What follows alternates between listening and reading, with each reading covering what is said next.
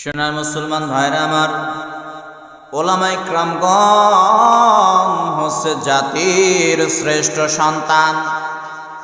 আর এই জাতির শ্রেষ্ঠ সন্তানদের বিরুদ্ধে যারা কথা বলবে, ওরাই হচ্ছে জাতির নিকৃষ্ট সন্তান। কথা বলেন ঠিক কিনা? বর্তমান সমাজে ওলামায়ে কিরামগণের বিরুদ্ধে কথা হয় কি হয় না? অবশ্যই কথা হয়। বিগত দিনগুলোতে আলেম ওলামাদের বিরুদ্ধে কথা বলার কারণে কিন্তু এই দেশ ছাড়তে অনেকেই বাধ্য হয়েছে। কথা বলেন ঠিক কিনা?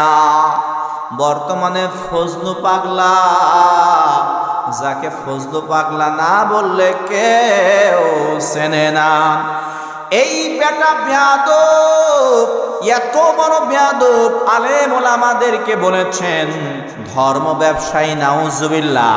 আলেম ওলামাদেরকে বলেছেন এরা হচ্ছে 500 টাকার জায়গায় 1000 টাকা দিলে ফতোয়া চেঞ্জ করে দেয়। নাউজুবিল্লাহ।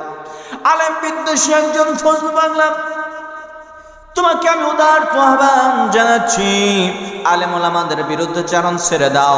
তুমি যদি তওবা না করো, খোদার কসম করে বলি, তোমার মৃত্যুর সময় কালেমা নসিব হবে না। কালেমা ছাড়া তুমি বিদায় নিবে যদি আলেম ওলামাদের বিরুদ্ধে কথা বলা বন্ধ না করো। তুমি লং টাইম এরকম বিরুদ্ধচারণ করে যাচ্ছ। আলেম ওলামা চুপ রয়েছে তাই বলে এইরকম স্পর্ধা তুমি কোথায় পেলে? বিগত দিনে বাংলার জমিনে যারা আলেম ওলামার বিরুদ্ধে কথা বলেছেন, যারা মসজিদ মাদ্রাসার বিরুদ্ধে কথা বলেছেন, ইসলামী আন্দোলনের বিরুদ্ধে যারা কথা বলেছেন, তাদেরকে এই দেশ থেকে উৎখাত করে ছেড়েছি। কথা বলেন ঠিক কিনা? শুনেন মুসলমান ভাইরা আমার, আলেম ওলামাদের শান কত বড়, এদের মর্যাদা আমার আল্লাহ তাআলা দিয়েছেন। আমার আল্লাহ সূরাতুল ফাতিরের 28 নম্বর আয়াতে কারিমায় বললেন, ইন্নামা ইয়াখশাল্লাহু মিন ইবাদিহিল উলামা। আল্লাহু আকবার। আল্লাহ তাআলা বললেন নিশ্চয় আল্লাহর বান্দাদের মধ্যে আলেমগণই আল্লাহকে ভয় করেন। তাহলে আল্লাহকে ভয় করার ব্যাপারে আলেমরাই ভয় করেন। শুধু তাই নয় রে মুসলমান, শুধু তাই নয়, সূরাতুল আলে ইমরানের 18 নম্বর আয়াতে কারিমায় আমার আল্লাহ তাআলা বলেন, শাহিদাল্লাহু আন্নাহু লা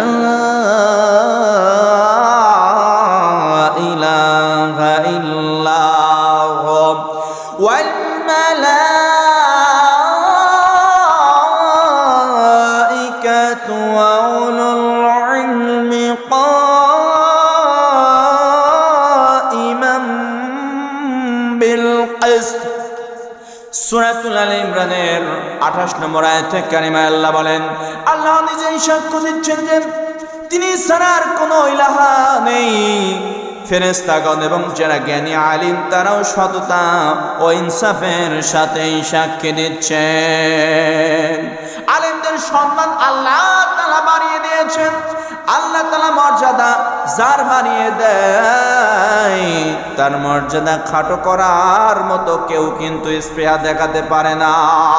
কিন্তু আমাদের বাংলাদেশে কতিপয় টাকলা, কেউ আছে কান কাটা, কেউ আছে মুরগি চোর, কেউ আছে বংশর, এই সমস্ত বেপরদা এবং যারা এডুকেশন পারসন নয়, যারা হচ্ছে আপনার নিম্নমানের কথা বলে, যারা আপনার এই সমস্ত মানুষগুলো আলেম ওলামাদের বিরুদ্ধে কথা বলে, কোরআনের বিরুদ্ধে কথা বলে, এই বাংলার জমিন ইসলামী আন্দোলনের জমিন, এ বাংলার জমিন মসজিদ মাদ্রাসার জমিন, এ বাংলার জমিন হচ্ছে হাফেজ কারীদের জমিন।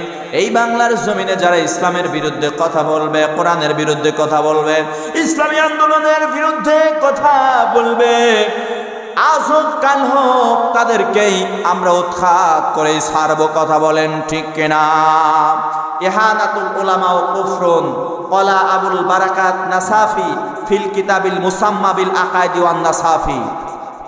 ইহানাতুল উলামা ও কুফরুন, আলেম উলামাকে ছোট করা, খাটো করা, মানহানি করা, অপমান করা কুফরি।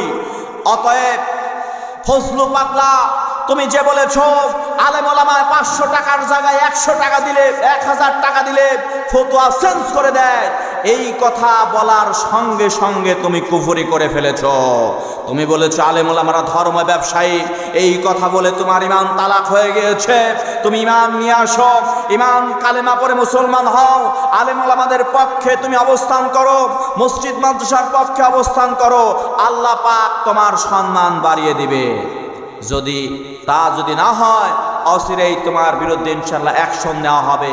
তুমি দীর্ঘদিন ধরে আলেম ওলামাদের বিরুদ্ধে, ইসলামের বিরুদ্ধে তুমি অবস্থান করছো, তোমাকেও ছাড় দেওয়া হবে না। বিগত দিন থেকে যারা পলায়ন করেছে, তাসলিমা নাসরিন থেকে যারা ফ্যাসিস্ট ছিল এবং যারা জুলুম করেছে, জালেমদের থেকে তুমি শিক্ষা নাও, এটা তোমার জন্য কল্যাণ হবে। শুনুন মুসলমান ভাইরা আমার, আলেম ওলামাদের এত সম্মান আল্লাহ তাআলা দিয়েছেন, এই সম্মান নিয়ে কেউ টানাটানি করবে, অপমান করবে, খাটো করবে, মানহানি করবে। আবুল বারাকাত নাসাফি ফিল কিতাবি ওয়াল মুসাম্মা বিল নাসাফি, আবুল বারাকাত নাসাফি তার কিতাবের মধ্যে রেখেছেন ইহানাতুল উলামা ও কুফরুন, আলেম ওলামাকে খাটো করা, অপমান করা, যেই কাজটা করবে সে যেন কুফরি করল। আর যারা কুফরি করেন, কুফরি করার সঙ্গে সঙ্গে তাদের ঈমান দেহ থেকে চলে যায়। এই জন্য এই সমস্ত কাজ থেকে যারা এইরকম আলেমকে অপমান করে, যারা তাদেরকে ফিরে আসতে হবে। যদি তুমি ফিরে আসতে পারো, ও ফজু পাগলা শুনে দাও, তোমার জানাজারে যারা যাবে এরাও হচ্ছে বেঈমান। এই জন্য বলি, এই রকম যদি অ্যাকশন নেওয়া হয়, আলেমদের বিরুদ্ধে যেখানে কথা বলা হবে, আলেমদের বিরুদ্ধে চারণ করলে, ইসলামী আন্দোলনের বিরুদ্ধে কথা বললেই, মসজিদ মাদ্রাসার বিরুদ্ধে কথা বললেই, ওলামায়ে কেরামগণের বিরুদ্ধে কথা বললেই যদি আমরা অ্যাকশন নিতে পারি, খোদার কসম করে বলি, এইভাবে যদি অ্যাকশন নিতে পারি, তাকে যদি আমরা বয়কট করি, তার জানাজা আমরা যদি না দেই, তার লাশটাকে নিয়ে যদি আমরা সমুদ্রে নিক্ষেপ করে দিই, জোরজাতায় জঙ্গলে যদি ফেলে দিই, এই রকম পদক্ষেপ যদি আমরা নিতে পারি, তাহলে কিন্তু আর ইসলাম বিদ্বেষী শক্তি আপনার ইসলাম বিদ্বেষী কেউ করে সাহস পাবে না। কথা বলেন ঠিক কিনা?